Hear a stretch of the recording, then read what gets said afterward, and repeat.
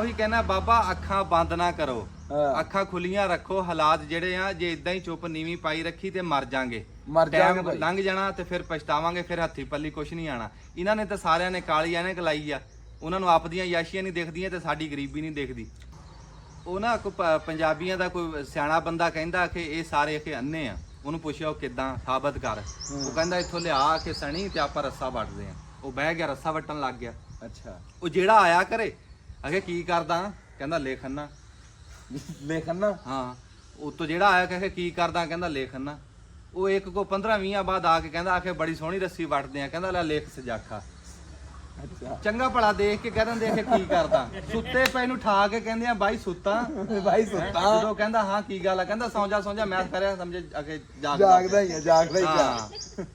ਮੰਜੀ ਹੋਣ ਦੇ ਨੂੰ ਕਹਿਣਗੇ ਕਿ ਮੰਜੀ ਹੋਣ ਦਾ ਵੀ ਤੂੰ ਅੰਨਾ, ਤੈਨੂੰ ਦਿਖਦਾ ਨਹੀਂ ਵੀ ਕੀ ਕਰਦਾ। ਅਸੀਂ ਅੱਖਾਂ ਬੰਦ ਕਰ ਲਈਆਂ, ਅਸੀਂ ਅੰਨੇ ਹੋ ਗਏ, ਅੰਨੇ ਹੋਏ ਪਏ। ਹਾਂ। ਅਸੀਂ ਨਾ ਨੀਵੀਂ ਪਾਲੀ ਆ, ਜੋ ਹੁੰਦਾ ਬਸ ਹੋਈ ਜਾਵੇ। ਕਿਉਂ ਜਿਨ੍ਹਾਂ ਕੋਲ ਕੋਈ ਚਾਰ ਅੰਨੇ ਹੈ ਉਹਨਾਂ ਨੇ ਤਾਂ ਬੋਲਣਾ ਕੀ ਆ, ਤੇ ਜਿਹੜੇ ਸਾਡੇ ਵਰਗੇ ਉਹ ਵੀ ਨਹੀਂ ਬੋਲਦੇ। ਨਹੀਂ ਬੋਲਣਦੇ। ਆਪਾਂ ਬੋਲਾਂਗੇ ਤੇ ਵੀਰੇ ਗੱਲ ਬਣਨੀ ਆ। ਗੱਲ 100 ਗੱਲਾਂ ਦੀ ਇੱਕ ਕਰਦੇ ਆ।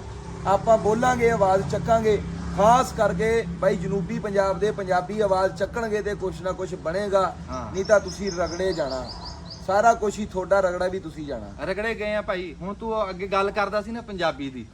ਉਹ ਜਿਹੜੀ ਸਾਡੀ ਉਹ ਵਜ਼ੀਰ ਆ ਨਾ, ਉਹ ਕਹਿੰਦੀ ਆਖੇ ਉਹਦੇ ਚ ਪੀਟੀਵੀ ਦੇ ਉੱਤੇ ਨਾ 24 ਘੰਟੇ ਦੇ ਵਿੱਚੋਂ ਪਤਾ ਨਹੀਂ ਕਿੰਨੇ ਘੰਟੇ ਜਿਹੜੀ ਨਸ਼ਰੀਆਤ ਆ ਨਾ ਉਹ ਪਸ਼ਤੋ ਚ ਆਇਆ ਕਰੂਗੀ। ਅਸੀਂ ਕਿਹਾ ਚਲੋ ਠੀਕ ਆ, ਚੰਗੀ ਗੱਲ ਆ। ਜੇ ਪਸ਼ਤੋ ਚ ਆਊਗੀ ਤੇ ਉਹ ਵਿੱਚ ਪੰਜਾਬੀ ਵੀ ਪਾ, 2-4 ਘੰਟੇ ਪੰਜਾਬੀ ਵੀ ਪਾ ਨਾ ਵਿੱਚ। 2-4 ਘੰਟੇ ਨੇ ਤੂੰ 10 ਮਿੰਟ ਪਾ ਦੇ, ਅੰਨੀ ਪਾ ਦੇਾਂਗੇ। ਅੰਨੀ 10 ਮਿੰਟ ਦਾ ਟਾਈਮ ਦੇ ਦਿਓ ਪੰਜਾਬੀ ਦਾ। 6 ਘੰਟੇ ਤੁਹਾਨੂੰ ਪਸ਼ਤੋ ਆ ਪਰਾਂ ਕਰ ਦਿਆਂਗੇ ਉਹਨੂੰ 10 ਮਿੰਟਾਂ ਜੀ। ਵੀ ਜਿਹੜਾ ਸਾਰਿਆਂ ਤੋਂ ਵੱਡਾ ਸੂਬਾ ਜੀ, ਸਭ ਤੋਂ ਬਹੁਤੀ ਆਬਾਦੀ ਆ, ਉਹਦਾ ਵਿੱਚ ਟਾਈਮ ਹੀ ਨਹੀਂ ਰੱਖਿਆ। ਬੜੀ ਗੱਲ ਆ ਵੈਸੇ, ਅਫਸੋਸ ਵਾਲੀ ਗੱਲ ਆ ਯਾਰ। ਇਹ ਤਾਂ ਮੈਨੂੰ ਪਤਾ ਹੀ ਹੁਣ ਲੱਗਣ ਦੀ ਗੱਲ। ਹਾਂ ਉਹਨੇ ਪਰਸੋਂ ਐਲਾਨ ਕੀਤਾ। ਕਮਾਲ ਨਹੀਂ ਹੋ ਗਈ ਯਾਰ। ਕਿੰਨੇ ਘੰਟੇ ਕਿ ਉਹ ਪਸ਼ਤੋ ਚ ਪ੍ਰੋਗਰਾਮ ਆ ਲੋ ਇੱਥੇ ਹੀ ਦੇਖ ਲਓ ਬਾਈ ਕੀ ਕਰਨ ਦਏ ਆਪਣੇ ਨਾਲ। ਹੁਣ ਕੀ ਦਿਆ ਪੰਜਾਬੀਓ, ਉੱਠ ਜੋ।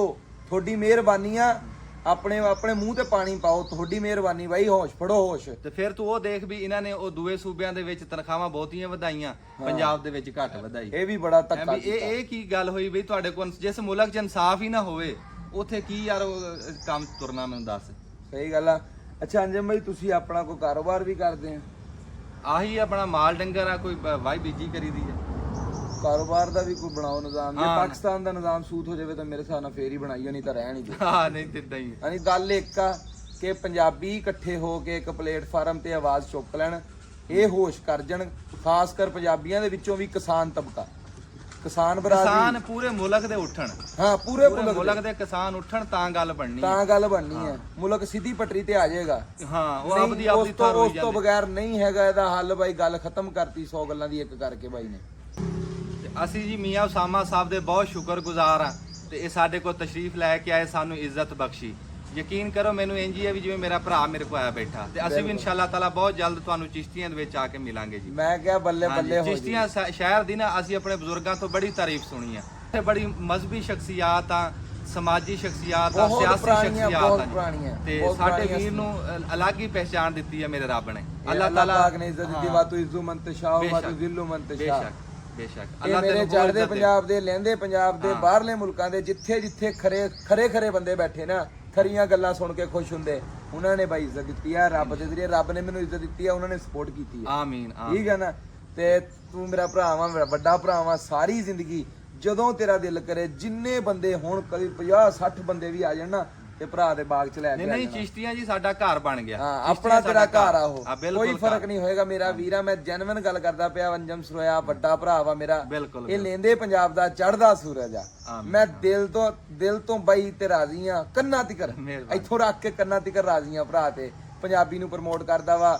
ਗੱਲਾਂ ਦੀ ਇੱਕ ਗੱਲ ਕਰਦਾ ਬਾਈ ਜੀ, ਸਾਰੀਆਂ ਗੱਲਾਂ ਪਿੱਛੇ ਛੱਡ ਜਾਂਦਾ। ਜਿਹੜੀ ਵੀ ਗੱਲ ਕਰਦਾ ਵਾ ਉਹਦੇ ਵਿੱਚ ਬਾਈ ਜੀ ਮਜ਼ਾ ਕਰਾ ਦਿੰਦਾ। ਫੁੱਲ ਘਿਰਦੇ ਮੇਰੇ ਭਰਾ ਦੇ ਮੂੰਹ ਚੋਂ।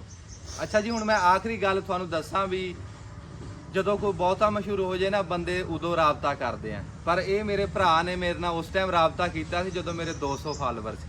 ਤੇ ਮੈਂ ਉਹਦੀ ਉਹ ਤਸਵੀਰ ਲਾਈ ਸੀ ਉੱਤੇ ਵੀ ਮੇਰੇ 200 ਫਾਲੋਵਰ ਹੋ ਗਏ। ਬਿਲਕੁਲ ਐਸੇ। ਤੇ ਮੇਰੇ ਭਰਾ ਨੇ ਉਦੋਂ ਮੈਨੂੰ ਟੈਲੀਫੋਨ ਕੀਤਾ ਸੀਗਾ ਤੇ ਮੇਰੀ ਹੌਸਲਾ ਅਫਜ਼ਾਈ ਕੀਤੀ ਸੀ। ਮੀਆਂ ਉਸਾਮਾ ਨੇ ਮੈਨੂੰ ਉਸ ਟਾਈਮ ਟੈਲੀਫੋਨ ਕੀਤਾ ਤੇ ਉਦੋਂ ਦਾ ਮੇਰਾ ਰਾਬਤਾ ਬੜੀ ਬਾਈ ਨੂੰ ਖੁਸ਼ੀ ਹੋਈ ਸੀ। ਮੈਂ ਬਾਈ ਦੀ ਕਾਲ ਤੇ ਮਹਿਸੂਸ ਕੀਤਾ ਸੀ। ਮੇਰਾ ਖਿਆਲ ਉਦੋਂ 60,000 ਫਾਲੋਵਰ ਸੀਗਾ ਤੇ ਬਾਈ ਨੇ ਮੇਰੇ ਨਾਲ ਗੱਲ ਕੀਤੀ ਸਾਈਡ ਤੇ ਹੋ ਕੇ। ਬਾਈ ਕਹਿੰਦਾ ਯਾਰ ਮੈਨੂੰ ਬਹੁਤ ਬਹੁਤ ਬਹੁਤ ਖੁਸ਼ੀ ਹੋਈ ਆ। ਤੇ ਉਦੋਂ ਮੈਂ ਗੱਲ ਪਤਾ ਕੀ ਕੀਤੀ ਸੀ ਕਿ ਉਦੋਂ ਮੈਨੂੰ 50,000 ਬੰਦਾ ਜਾਣਦਾ ਸੀਗਾ ਤੇ ਮੈਨੂੰ ਬੜੇ ਕਮੈਂਟ ਆਉਂਦੇ ਸੀ ਇਧਰੋਂ ਵੀ ਉਧਰੋਂ ਵੀ ਕਿ ਬਾਈ ਅਸੀਂ ਤੇਰੇ ਬੜੇ ਫੈਨ ਆ। ਮੈਂ ਇਸ ਬੰਦੇ ਨੂੰ ਉਦੋਂ ਕਿਹਾ ਸੀ ਕਿ ਮੈਂ ਤੇਰਾ ਫੈਨ ਹੋ ਗਿਆ ਵੀਰੇ, ਅੱਲਾ ਦੀ ਕਸਮੇ ਹੋ ਗਿਆ ਸੀ। ਮੈਂ ਫਿਰ ਫੋਨ ਕੀਤਾ ਸੀ ਮੈਂ। ਅੱਲਾ ਤੈਨੂੰ ਸਲਾਮਤ ਰੱਖੇ। ਜਦੋਂ ਆ ਸੋਸ਼ਲ ਮੀਡੀਆ ਦੀ ਦੁਨੀਆ 'ਚ ਮੈਂ ਆਇਆ ਨਾ ਤੇ ਮੇਰਾ ਭਰਾ ਉਸ ਤੋਂ ਪਹਿਲਾਂ ਮਸ਼ਹੂਰ ਸੀਗਾ। ਅੱਲਾਹ ਤਾਲਾ ਹੋਰ ਇੱਜ਼ਤਾਂ ਦੇਵੇ। ਬੜੀ ਮਿਹਰਬਾਨੀ ਮੀਆਂ ਉਸਾਮਾ ਸਾਹਿਬ। ਅੱਲਾਹ ਤਾਲਾ ਤੁਹਾਨੂੰ, ਤੁਹਾਡੀ ਪੂਰੀ ਫੈਮਿਲੀ ਨੂੰ, ਪੂਰੇ ਚਿਸ਼ਤੀਆਂ ਸ਼ਹਿਰ ਨੂੰ ਅੱਲਾਹ ਸਲਾਮਤ ਰੱਖੇ। ਆਮੀਨ ਸੁਮਾ ਆਮੀਨ। ਲਵ ਯੂ ਹੋ ਗਿਆ ਵੀਰੇ, ਬਹੁਤ ਮਿਹਰਬਾਨੀ। ਟਰੱਕ ਭਰ ਕੇ। ਅੱਲਾਹ ਹਾਫਿਜ਼।